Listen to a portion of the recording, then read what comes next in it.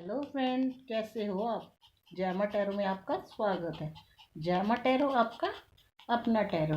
Guys, आज की reading का टॉपिक कुछ ऐसा है, इसमें ना आपकी करंट फीलिंग है ना आपके पार्टनर की, यानी कि थर्ड पार्टी की करंट फीलिंग है। आज के रीडिंग में हम थर्ड पार्टी की करंट फीलिंग निकालेंगे और देखेंगे कि जिसके लिए आपके पार्टनर ने आपसे अलग हुए, या आपसे लड़ते हैं, या आपसे बात नहीं करते, आपको नो कॉन्टैक्ट में डाल रखा है, ब्लॉक कर रखा है, वो थर्ड पार्टी का रवैया, यानी कि उसकी आपके पार्टनर के लिए क्या फीलिंग है, क्या करंट फीलिंग है।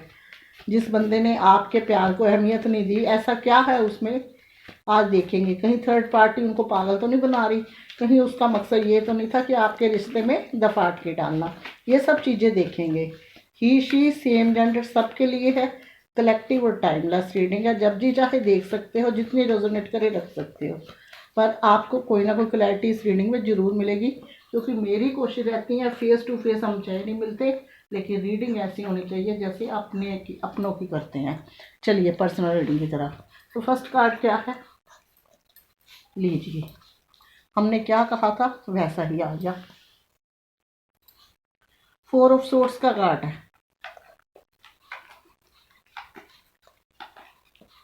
लव ट्रायंगल हो गया। Ace of cups, very good.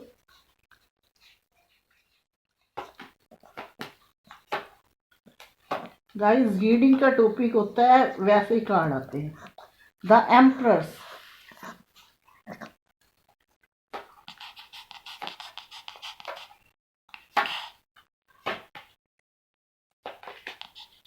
The hermit,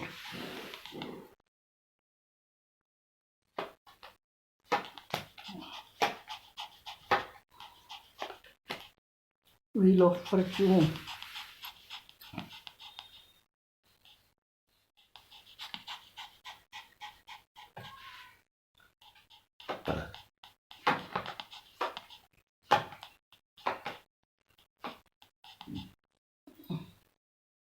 9 of cups,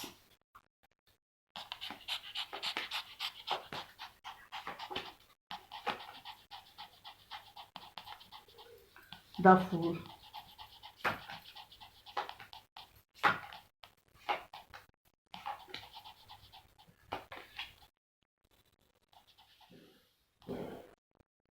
nine of wands.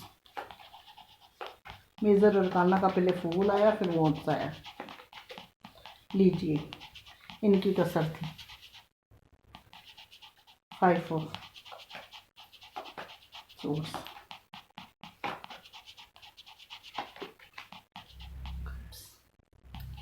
3 of cups,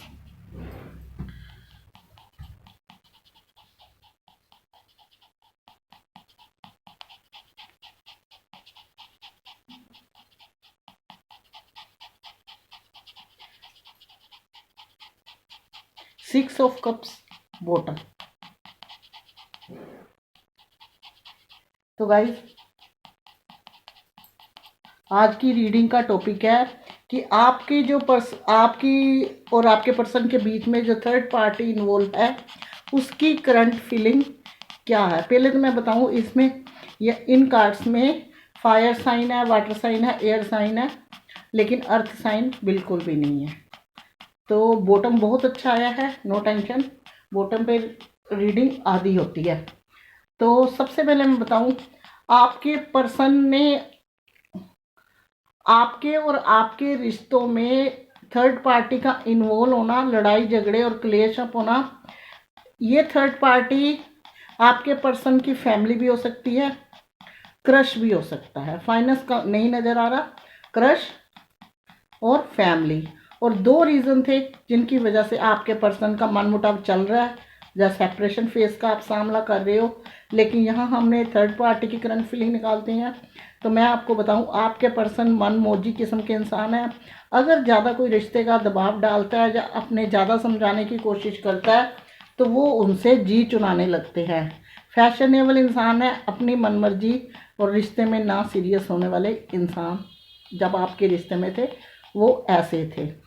उन्होंने आपको कभी सीरियसली नहीं लिया, आपने बहुत समझाया, आपने बहुत लगाव किया, आपने सब कुछ इन्हें अपना सौंप के सिर्फ अपना ही इनको जाना, लेकिन ये रिश्ते में थर्ड पार्टी घुसी।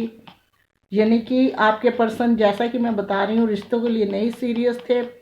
फैमिली देखी, कोई क्रश देखा और आपसे अलग हो गए। फैमिली के साथ साथ और भी लोगों का इंटरफेयर काफ़ी आ रहा है, जैसे दोस्त हो सकते हैं, नेबर हो सकते हैं, दूर के रिश्तेदार होते हैं, वो सब आगे बीच में घुसे हैं। लेकिन आपके पर्सन के लिए जो थर्ड पार्टी की भावनाएं हैं, थर्ड पार्टी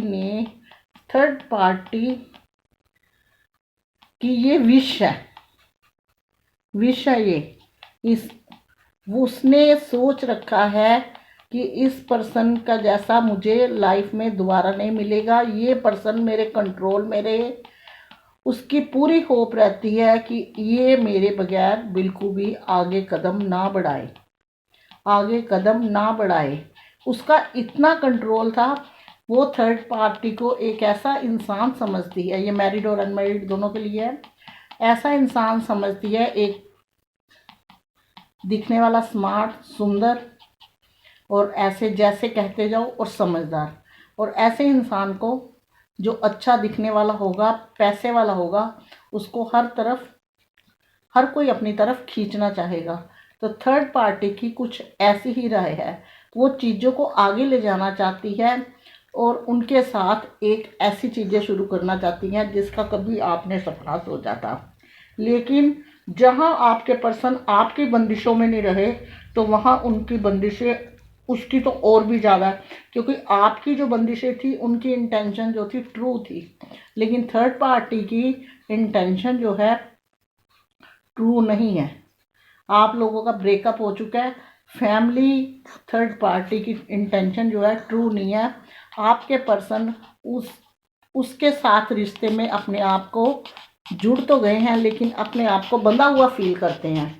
उनको ऐसे लगता है कि ब्लॉक भी आपको कर दिया, अपने आप से अलग भी कर दिया, कांटेक्ट में भी नहीं हो, इग्नोर भी करते हैं, लेकिन अकेलापन और खालीपन उनका ख़त्म नहीं हुआ। वो उसी तरह का है। इसलिए सारी चीज़ों में इतने बंधे पड़े हैं कि थर्ड पार्टी सोचती है कि मेरा सब कुछ सही हो जाए। इस पर्सन के साथ इतने लड़ाई झगड़े क्लेश हो गए हैं, अब वो आपके पास नहीं आएंगे और ये मेरी तरफ ही आएंगे। वो अपना अच्छा टाइम बताती है, अपना अच्छा वक्त आगे का संवारना चाहती है। अपनी होप है, आपके पर्सन से उसे होप है, विश है कि हे ईश्वर, ये मेरे पास आ जाए, सब कुछ सही हो जाए। कहता ना, एक बच्चे की जिद होती है, ये मुझे खिलौना मिल ही जाए, किसी के पास ना जाए, खिलौना मेरा ही है, चाहे वो सस्ता हो या महंगा हो। जिद, खिलौने की वैल्यू नहीं, कोई रुपए की बात नहीं होती, खिलौने बच्चे की जिद है। खराब क्या है? जिद। पैसा तो बाद की बात होती है। तो वहाँ यहाँ एक जिद है कि समय अच्छा आ जाए, लेकिन थर्ड पार्टी की जो इंटेंशन है अंदर की, वो आपके जैसी प्योर नहीं है।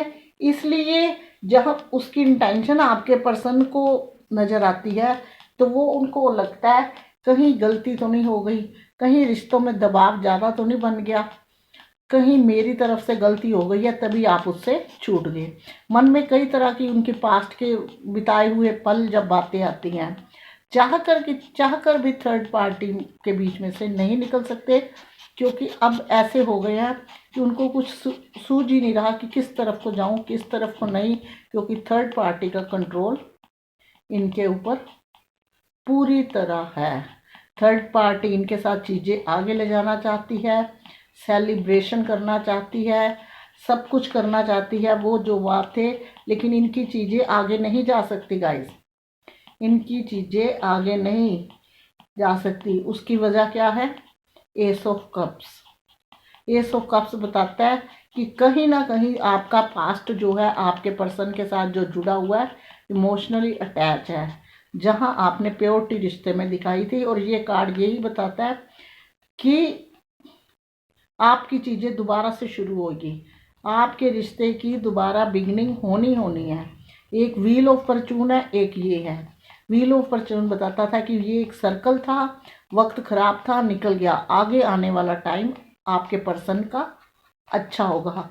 भले ही थर्ड पार्टी जितनी मर्जी आपके पर्सन के मन के अंदर उलझने पैदा करती है, कभी कभी बातें ऐसी करती है कि आपके पर्सन का माइंड बदल जाए, आपकी तरफ से हट जाए, क्योंकि थर्ड पार्टी को अंदर से अंदाजा है भले ही ये पर्सन मेरे साथ है लेकिन इसका अभी भी ध्यान पास्ट में है, इस चीज़ को वो समझती है, तभी मुझे ये क्लैरिटी नहीं देते इस चीज़ को। तो इसलिए उनके दिमाग में उलझने पैदा करती है, दिल में उलझने पैदा करती है, इसलिए आपके पर्सन के दिमाग और दिल में उलझने रहती है, उथल पुथल होती है, तो उनको कोई रास्ता सूझता नहीं है। लेकिन एस ऑफ कप्स का कार्ड बताता है कि रिश्ते की बिगनिंग होनी है, और जो वक्त खराब था वो उनका निकल गया, आगे आने वाला वक्त जो है आपके रिश्ते की शुरुआत लेके सही तरह से चलेगा। जिंदगी में खुशियाँ आएंगी और सेलिब्रेशन भी होगा, लेकिन वो उसके साथ नहीं, आपके साथ, क्योंकि एस ऑफ कप्स जो है न्यू बिगिनिंग की ये कार्ड ना आता। तो गाइज ये कार्ड की जो रीडिंग थी ना सब थर्ड पार्टी की तरफ हो जाती, लेकिन जहाँ ये कार्ड आ गया तो रीडिंग का साइड ही चेंज हो गया। इसलिए आपके रिश्ते की बिगनिंग होनी है दोबारा से, क्योंकि आप अभी भी इनको याद करते हो, मिस करते हो, इनके लिए रीडिंग देखते हो, मन ही मन इनके लिए दुआएं देते हो। कभी गुस्सा चढ़ता है तो लेकिन दिल से नहीं, आप चाहते हो कि चीज़ें फिर पहले जैसी हो जाए। तो थर्ड पार्टी की होप जो है इनकी तरफ ऐसी है, होप चाहे सारी सही है लेकिन इंटेंशन गलत है, तो जिसकी इंटेंशन गलत होती है उसकी ईश्वर बिल्कुल नहीं सोचता। ईश्वर कहता है जैसे हो वैसे दिखो, अंदर से कुछ और बाहर से कुछ और, दिल काला है तो जितना मर्जी रंग साफ है वो बेकार है। तो यहाँ ये इसी चीज़ की वजह से ये कार्ड आया है कि आप में से कुछ लोगों का, सब लोगों का मैं नहीं कह सकती क्योंकि ये जनरल रीडिंग है, कुछ लोगों का रीयूनियन होगा, क्योंकि एक ये कार्ड भी है। मैं आपको क्या कहती हूँ कि ये जो रीडिंग है ना सिर्फ इस कार्ड की वजह से बदल गई, अगर नहीं तो ये सारी रीडिंग जो थी थर्ड पार्टी की सिचुएशन में आ जाती।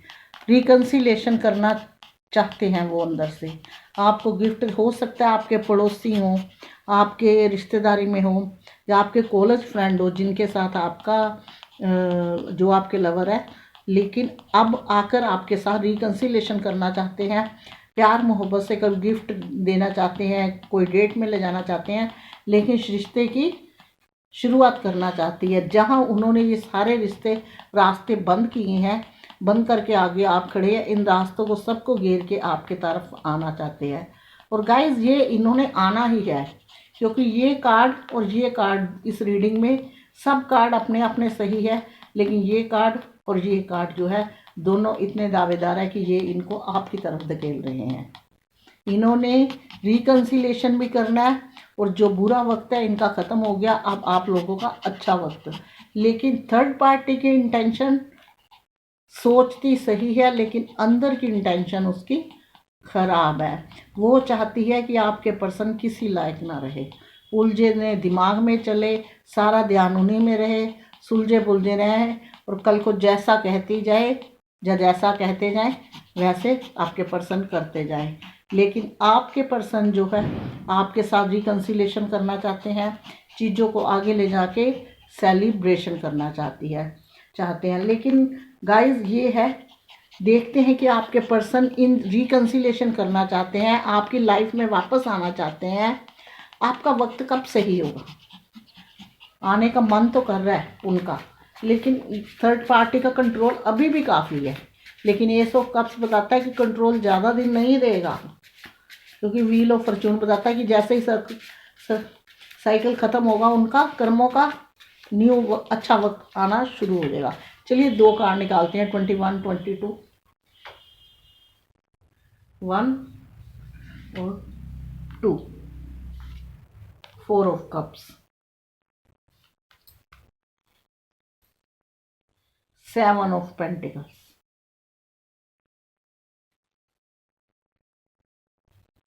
तो गाइज 21 में आया 4 ऑफ कप्स, यानी कि आपके पर्सन थोड़े से कसक के बैठे हुए हैं।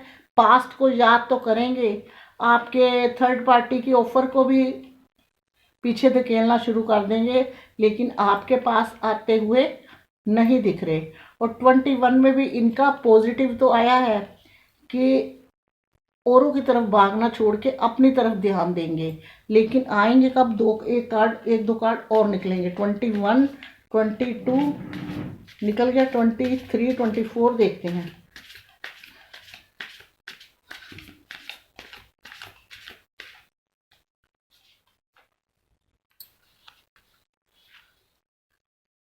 The high priestess,